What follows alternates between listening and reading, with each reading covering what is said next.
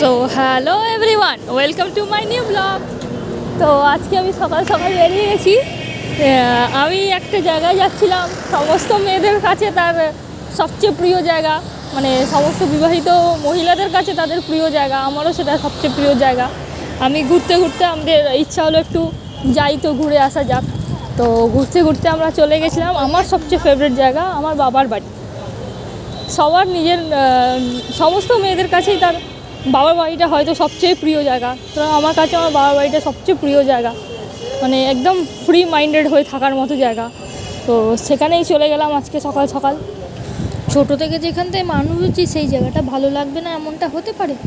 এমনটা তো কারোর পক্ষেই সম্ভব না, তাই না? তো ছোটোবেলা থেকে যেখানে মানুষ হচ্ছে সেখানে তো সবারই ভালো লাগে, সুতরাং আমারও খুব ভালো লাগে। আমার ভালো লাগে আমার বাবার বাড়িতে যেতে আসতে। এমনিতে আমার শ্বশুর বাড়ি থেকে আমার বাবার বাড়িতে খুব একটা দূরে না, বাইকে গেলে খুব জোরে 40 থেকে 45 মিনিট টাইম লাগে, তার চেয়ে বেশি লাগে না।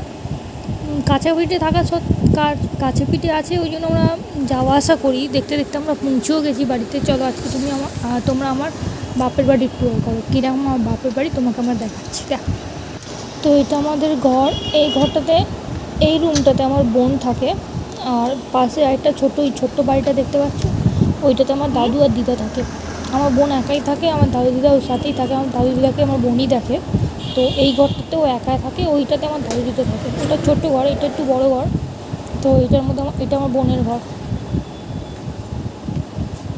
এটা একটা ছোটো বারান্দা রয়েছে, তারপর একটা ঘর আছে, সিঙ্গেল বেডের ঘর।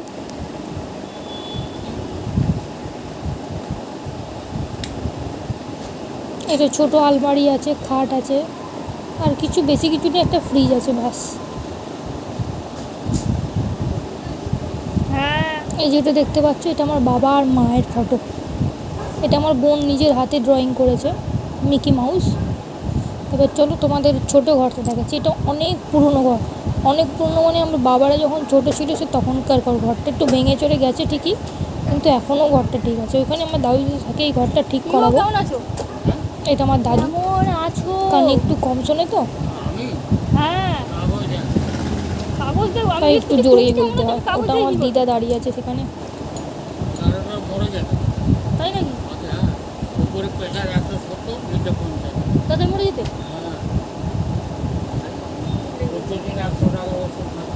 আপনি কেমন আছেন? আমার দিদা হচ্ছে চোখে একটু কম দেখে, আমার দাদু একটু কানে কম শোনে।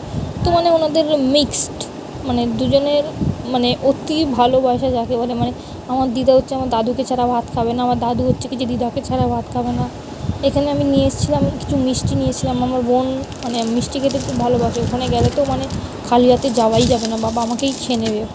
তাই জন্য কয়েকটা মিষ্টি নিয়ে এসেছিলাম, ফ্রিজে রেখে দিলাম, ও আসতে খেয়ে নেবে। ও এখন নেই, গেছিলো কোনো কাজে বেরিয়েছিল। Okay bye bye. এবার বাদ বাকি ভিডিও পরে দেখাবো। Okay bye.